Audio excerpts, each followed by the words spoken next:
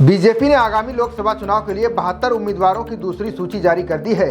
इस सूची में दिल्ली, उत्तराखंड, बिहार और महाराष्ट्र में कई चौंकाने वाले उम्मीदवारों के नाम सामने आए हैं। वहीं इस सूची से नाराज एक केंद्रीय मंत्री इस्तीफा देने वाले हैं। बीजेपी ने दूसरी लिस्ट में दिल्ली की बची हुई दोनों सीटों पर उम्मीदवारों का ऐलान कर दिया है। इसी के साथ पार्टी ने राष्ट्रीय राजधानी की सभी 7 लोकसभा सीटों पर उम्मीदवारों की घोषणा कर दी है।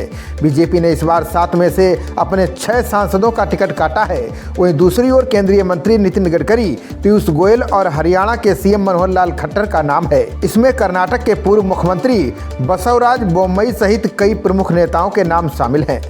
केंद्रीय मंत्री नितिन गडकरी एक बार फिर नागपुर से चुनाव लड़ेंगे। पीयूष गोयल मुंबई उत्तर से पहली बार लोकसभा के चुनावी मैदान में उतरेंगे।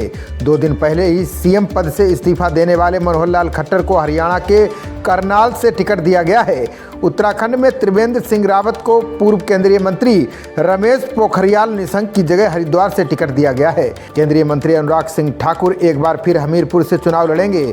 प्रहलाद जोशी कर्नाटक के धारवाड़ से, भगवंत खुबा महाराष्ट्र के बीदर और भारती प्रवीण पवार डिंडोरी से मैदान में होंगे। बीजेपी ने पूर्व प्रधानमंत्री एच डी देवेगौड़ा के दामाद सीएन मंजूनाथ को बेंगलुरु ग्रामीण लोकसभा सीट से उम्मीदवार बनाया है। उनका मुकाबला कर्नाटक के उप मुख्यमंत्री डीके शिवकुमार के भाई डीके सुरेश से होगा। बीजेपी के मुख्य प्रवक्ता और राज्यसभा सदस्य अनिल बनूली को उत्तराखंड के पौड़ी गढ़वाल से उम्मीदवार बनाया गया है। कर्नाटक के पूर्व मुख्यमंत्री बीएस येदियुरप्पा के बेटे बीवाई राघवेंद्र शिमोगा से चुनाव लड़ेंगे।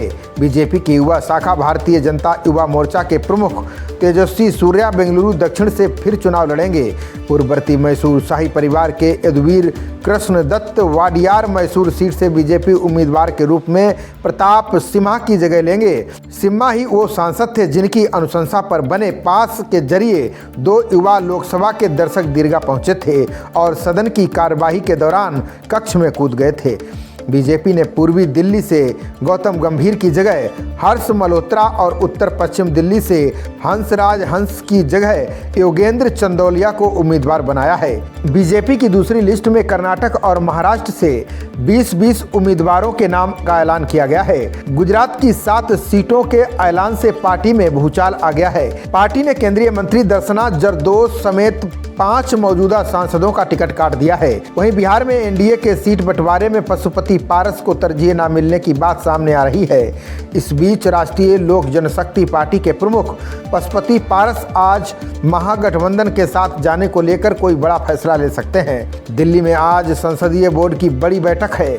बता दें कि एनडीए में सीट बंटवारे के जिस फार्मूले की बात सामने आ रही है उससे पारस खेमे में मायूसी है। इस बीच महागठबंधन के नेता लगातार पारस खेमे से संपर्क साध रहे हैं। जैसे ही चिराग को तरजीह मिलने की बात सामने आई, पशुपति पारस देर रात तक अपने सांसदों के साथ बातचीत करते रहे। बताया जा रहा है कि वो केंद्रीय कैबिनेट से इस्तीफे के विकल्प पर भी विचार कर सकते हैं। खबरों का सिलसिला जारी रहेगा। देखते रहिए जनप्रवाद। नमस्कार।